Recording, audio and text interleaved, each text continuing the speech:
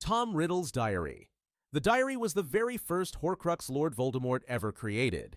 At the time, he was still known as Tom Marvolo Riddle, a brilliant but deeply disturbed student at Hogwarts. The diary appeared to be a harmless black notebook, but it contained a fragment of his soul, preserved through the murder of a fellow student, Myrtle Warren, later known as Moaning Myrtle.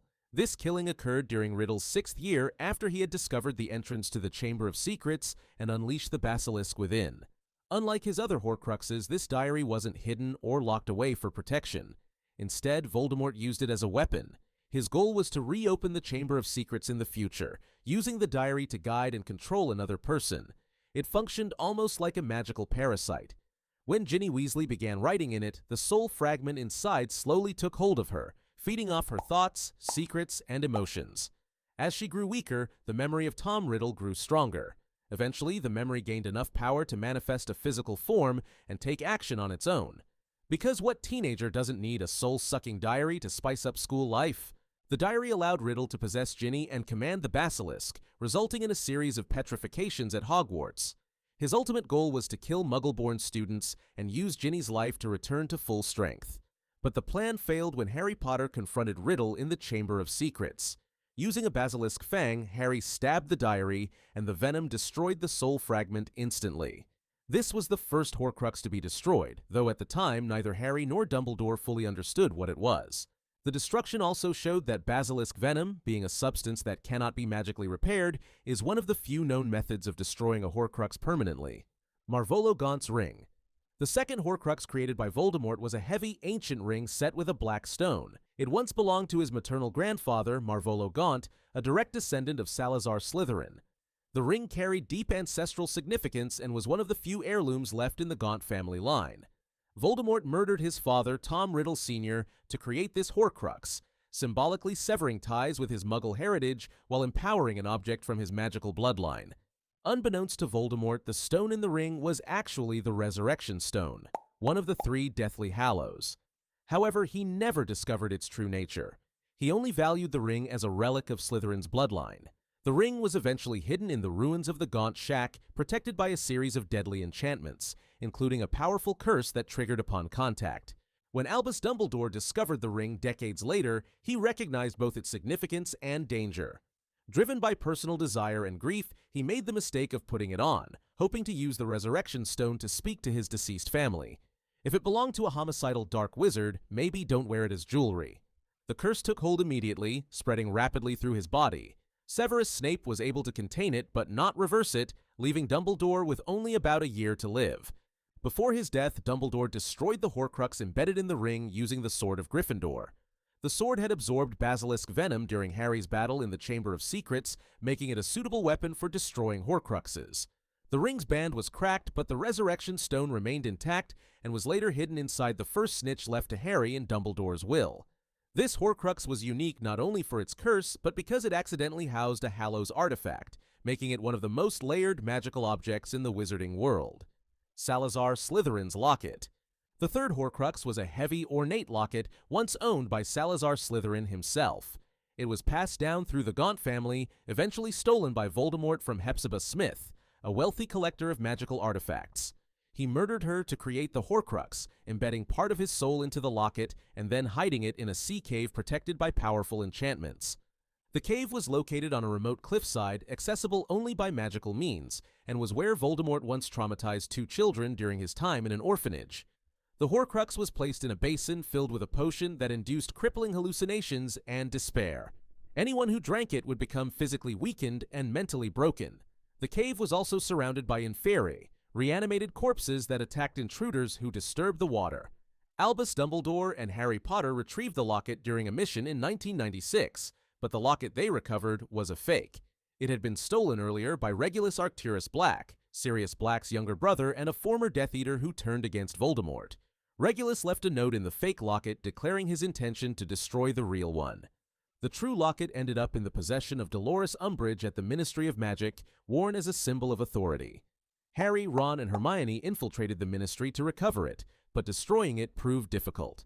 While worn, the locket amplified negative emotions, exploiting insecurity, jealousy, and fear. It was a psychological weapon as much as a magical one. Ron Weasley ultimately destroyed the locket using the Sword of Gryffindor. The Horcrux conjured visions of Harry and Hermione taunting him, preying on his doubts, but Ron overcame the illusion and shattered it. Nothing says friendship like your necklace whispering that your best mate's stealing your girl. This destruction marked a major turning point in their journey, revealing just how powerfully Voldemort's soul fragments could manipulate the mind. Helga Hufflepuff's Cup. The fourth Horcrux was a small golden cup with two finely wrought handles engraved with a badger, the symbol of Helga Hufflepuff. It was originally owned by Hufflepuff herself and came into the possession of Hepzibah Smith. Voldemort, who was working for Borgin and Burkes at the time, charmed Smith and eventually murdered her to steal both the cup and Slytherin's locket.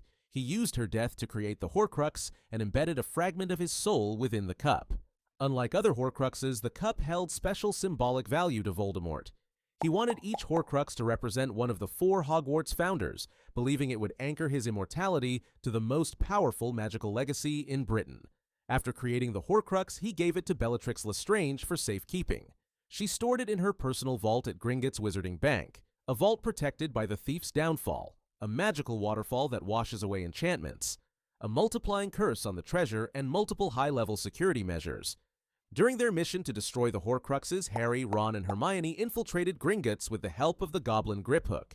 Inside Bellatrix's vault, the cup was nearly lost amid the chaos caused by the Gemino curse, which made every item touched multiply and burn on contact. Hermione grabbed the true cup, and the trio narrowly escaped on the back of a dragon guarding the lower levels of the bank. The Horcrux was ultimately destroyed by Hermione Granger using a basilisk fang from the Chamber of Secrets. Like with the diary, the venom destroyed the soul fragment instantly. The cup's destruction represented the fall of Voldemort's carefully constructed symbolism, and showed that his belief in eternal dominance through ancient lineage could still be dismantled by bravery and resourcefulness. Rowena Ravenclaw's Diadem.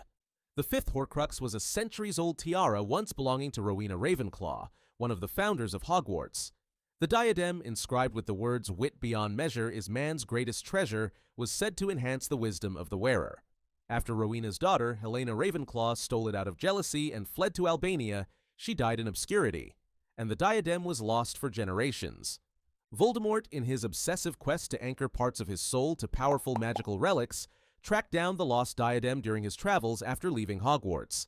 Helena, now the Grey Lady, revealed its location to him under manipulation. Voldemort retrieved it from a hollow tree in the Albanian forest and used the murder of an unnamed Albanian peasant to create the Horcrux.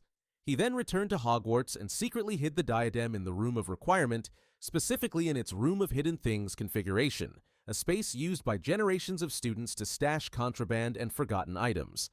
The diadem remained hidden in plain sight, buried under decades of discarded objects.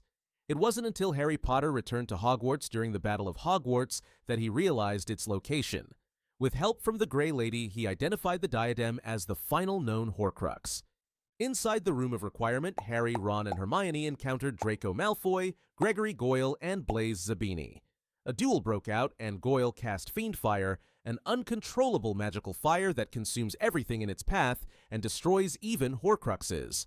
Although Goyle perished in the flames, the trio managed to escape with Draco and Blaise on broomsticks, watching as the diadem was consumed by the cursed fire. The destruction of the diadem marked the loss of the only known Ravenclaw artifact, and the unraveling of Voldemort's plan to anchor his soul to each Hogwarts founder. Fiendfire, though dangerous to control, proved powerful enough to annihilate a Horcrux beyond magical repair. Nagini. The sixth Horcrux was not an object, but a living creature, Voldemort's loyal snake, Nagini. After his return to physical form in 1995, Voldemort kept Nagini constantly by his side, both as a companion and as a vessel for part of his soul. He created this Horcrux by murdering Bertha Jorkins, a Ministry of Magic employee whom he lured into Albania and killed after extracting crucial information. This was one of the last Horcruxes he made, likely after his resurrection had already begun. Nagini was unique among the Horcruxes for being alive, which carried specific risks. Because she was a living creature, her mortality made her a weak link, vulnerable to attack and unable to be hidden indefinitely. However, Voldemort believed her loyalty and constant presence would provide a different kind of protection. She also shared a magical bond with him. By the time of the Second Wizarding War, Voldemort could communicate with her using Parseltongue and even see through her eyes, as seen when she attacked Arthur Weasley. Nagini became more than just a pet. She served as both guardian and assassin. Voldemort used her to kill Charity Burbage, to guard Bathilda Bagshot's home in Godric's Hollow, and later to kill Severus Snape during the Battle of Hogwarts. Her role in his plans was both physical and symbolic. She embodied the serpent emblem of Slytherin and the twisted nature of Voldemort's desire for immortality through living death. Her destruction came during the final battle at Hogwarts. After Voldemort placed her inside a protective magical sphere, it became clear to Harry that Nagini was the last true Horcrux. Neville Longbottom, wielding the Sword of Gryffindor, decapitated her in a single stroke. This act severed the final tether between Voldemort and his fragmented soul, making him mortal once more, and vulnerable to death. Harry Potter. The seventh Horcrux was never meant to exist. When Voldemort attempted to kill the infant Harry Potter in 1981, the killing curse rebounded due to Lily Potter's sacrificial protection. Voldemort's body was destroyed, but his soul, already torn from previous Horcrux creations, was so unstable that a fragment latched itself onto the only living thing in the room: Harry. This unintended Horcrux embedded part of Voldemort's soul within Harry's body, specifically linked through the lightning-shaped scar on his forehead. This fragment explains many of Harry's unusual abilities. He could speak Parseltongue, feel Voldemort's emotions, and experience visions connected to him. The connection was mutual. Voldemort unwittingly allowed Harry access to his mind during moments of emotional intensity. Dumbledore eventually discovered the truth, that Harry had to die for the Horcrux within him to be destroyed. During the Battle of Hogwarts, Harry willingly sacrificed himself to Voldemort in the Forbidden Forest. Voldemort struck him with the killing curse, but because the Elder Wand did not truly belong to him, it failed to kill Harry. Instead, it destroyed the fragment of Voldemort's soul embedded within him. Harry entered a limbo-like state where he spoke with Dumbledore and was given a choice: to return and finish the fight, or move on. Harry returned to life, now free of the soul fragment. This act of sacrifice also protected those fighting for him, echoing the same ancient magic that had saved him as a child. Though Voldemort believed he had achieved invincibility through his Horcruxes, he failed to realize that one had been walking beside his enemies the entire time. With all 7 Horcruxes destroyed, the diary, the ring, the locket, the cup, the diadem, Nagini, and Harry, Voldemort was finally rendered mortal. What followed was his last duel with Harry, ending with his own curse rebounding once again, this time with no Horcruxes left to save him. If you thought Horcruxes were powerful, wait until you see how deep the magical arts really go. Every School of Magic explained.